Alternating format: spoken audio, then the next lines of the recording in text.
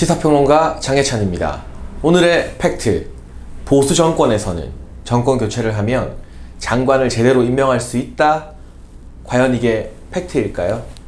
우선 문재인 정부의 장관, 마지막이 될 장관과 국무총리 후보자들의 면면을 한번 떠올려 보십시오. 지난 주 동안 장관 5명, 그리고 국무총리 후보자에 대한 인사청문회가 진행이 됐습니다. 이 과정에서 드러난 의혹은 국민들을 경악하게 만들었죠. 해수부 장관 후보자가 수천만 원대의 도자기와 샹들리에를 밀수하지 않나. 과기부 장관 후보자는 학술 세미나를 빙자해서 가족들과 해외여행을 다녀오고 제자의 논문에 남편 이름을 18번 넘게 저자로 등재시키면서 제자 논문 등쳐먹기를 하질 않나.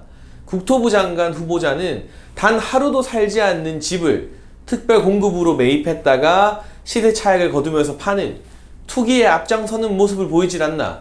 국무총리 후보자는 라인 펀드에서 마련해준 특별한 비공개 VIP 펀드에 자기 딸과 사위, 손자, 손녀가 무려 12억을 투자하질 않나. 그야말로 의혹과 비리 종합 선물 세트 같은 인사청문회였습니다. 그럼에도 불구하고 문재인 정부에서는, 청와대에서는 임혜숙 후보자나 박준영 후보자, 해외여행과 논문 의혹, 그리고 이쪽은 밀수 의혹이죠. 두 사람 중에 한 사람 정도를 날려버릴까 말까 고민하고 있다는 소식이 들려옵니다. 아니, 문제가 있으면 국민 눈높이에 맞지 못하는 사람들 다 날려버려야지, 그 중에 겨우 양보하듯이 한 사람 날린다고 해서 이러한 인사 실패의 문제가 희석될 수 있는 걸까요? 그렇지 않죠. 하지만 지난 방송을 통해서, 또 제가 출연하는 여러 방송 등을 통해서 이 장관 후보자와 국무총리 후보자의 문제점은 충분히 신랄하게 알려왔고 비판을 해왔습니다. 그렇다면 이제 정권 교체를 하게 되었을 때, 중도 보수 연합이 새로운 정권을 잡고 대통령을 배출했을 때, 그때 보수 정권에서 일할 장관과 국무총리 후보자들은 다를 수 있을까? 반드시 달라야만 국민들에게 역시 민주당보다는 새롭게 바뀐 중도 보수 연합이 훨씬 낫구나, 국민의힘이 낫구나, 그때 가서 어떤 정당의 이름을 띠게 될지는 모릅니다만 그래도 보수가 더 유능하구나 라는 평가를 듣게 되겠죠. 지금 같은 국면에서는 사실상 국민의힘이나 보수 진영에서 이런 인사청문회 파행을 되풀이하지 말라는 법이 없습니다. 그래서 저는 오늘 민주당과 문재인 정부 비판 이전에 보다 더 중요한 대안을 제시하는 그런 메시지를 여러분들과 나누려고 합니다. 우선 제가 생각했을 때 이러한 말도 안 되는 사람들을 장관으로 첨가하지 않기 위해서는 첫 번째, 국정원의 국내 정보 파트가 부활을 해야 됩니다. 문재인 정부에서는 국정원 개혁을 명분으로 국내 파트를 싹 다 날려버립니다. 그럼 국외 정보는 잘 수집하느냐?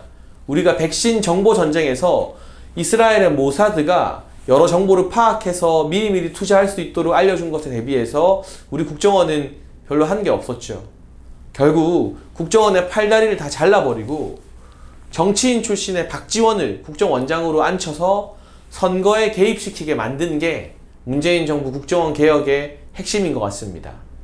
그런데 이 국내 정보 파트가 없다 보니까요, 청와대 민정수석실이나 인사수석실에서 일일이 개별 장관이나 총리 후보자의 신상을 검증하기에는 너무나 어려운 부분이 있었습니다. 그리고 검찰에게도 이제는 국내 정보 못 수집하게 만들죠. 검찰의 정보 파트, 정보 기능을 거의 다 축소시키고 폐지시켰거든요. 그럼 남은 게 어딥니까? 경찰밖에 없습니다. 하지만 우리나라 경찰의 수사력, 정보력에 대해서 많은 전문가들은 고개를 가로젓고 있습니다. 결과적으로 국정원이 정치에 개입하는 나쁜 관행은 없애되 국내 정보 파트를 부활시켜서 대통령이 볼 수 있는 조난 자료라고 합니다. 장관 후보자들, 국무총리 후보자들에 대한 기본적인 인사 검증, 도덕성 검증 자료를 다시 만들어낼 수 있게 해야 합니다. 그리고 검찰의 정보 수집 파트 역시 되살려내서 인사 검증뿐만이 아니라 여러 가지 정치권과 결탁된 또는 재벌들과 결탁된 범죄 혐의점에 대해서 검찰이 정보를 수집하고 필요하다면 기획수사에 나설 수 있게끔 길을 열어 놓아야죠. 지금 팔다리를 다 자르고 눈과 귀를 막은 상태에서 가장 이득을 보는 건 죄를 많이 짓는 사람들, 굵직굵직한 죄를 짓는 정치인과 재벌들밖에 없습니다. 국정원의 조난자료와 이 검찰의 정보 수집 능력을 원상복구시킨다면 적어도 도자기 밀수하는 장관 후보자, 제자 논문 등쳐먹는 장관 후보자, 펀드 사기에 가담했다는 의혹을 받는 총리 후보자가 지명되는 일은 막을 수 있습니다.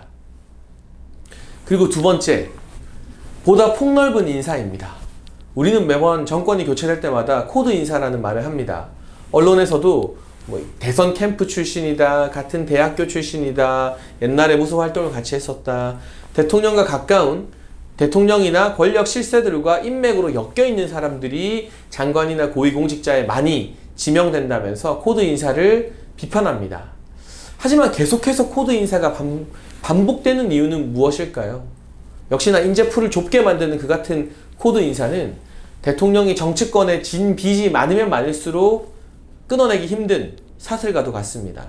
오랜 기간 정치 활동을 하면서 이 사람의 도움도 받고 저 사람의 도움도 받다 보니까 본인이 정권을 잡으면 이걸 갚아주는, 보온을 해줄 수밖에 없는 게 우리나라 정치인들의 숙명인데, 바로 여기서부터 국민들의 정치 혐오가 시작됩니다.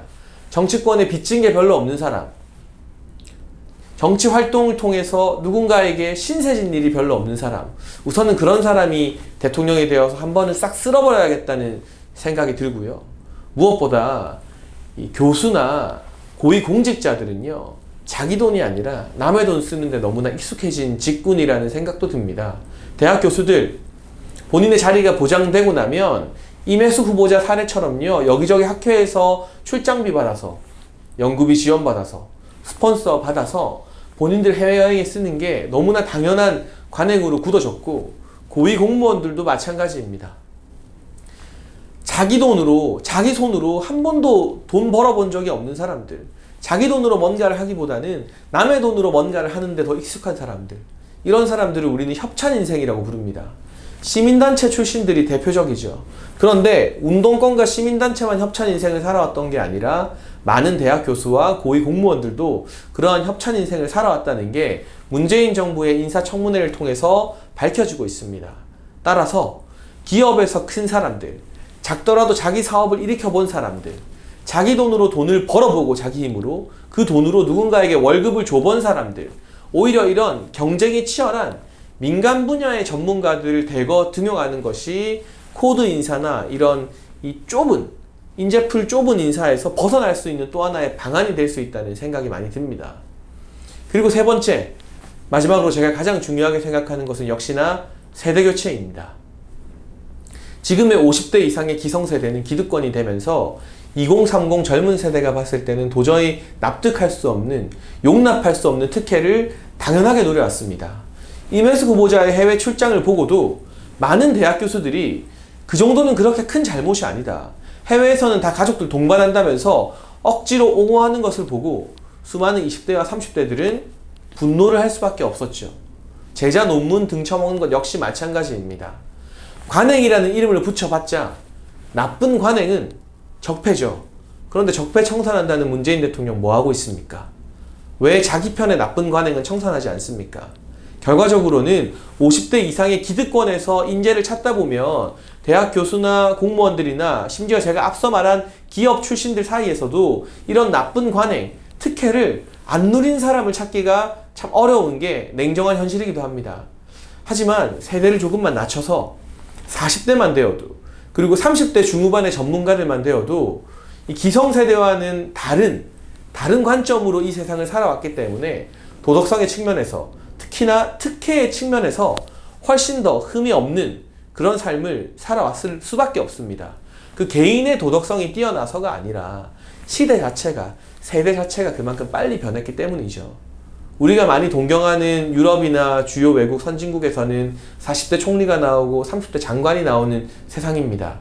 만약 세대 교체가 된다면 다음 정권에서 더 전폭적으로 젊은 전문가들을 영입해서 장관도 시키고 차관도 시킨다면 인사청문회 과정에서 드러난 이 수많은 특혜와 관행이라는 이름의 갑질 문제에서 자유로워질 수 있고, 국민들이 보기에도 또 4.7 재보궐선거에서 자유민주진영을 지지해준 2030 세대가 보기에도 훨씬 참신하고 개혁적인 인사라는 평가를 받게 될 겁니다.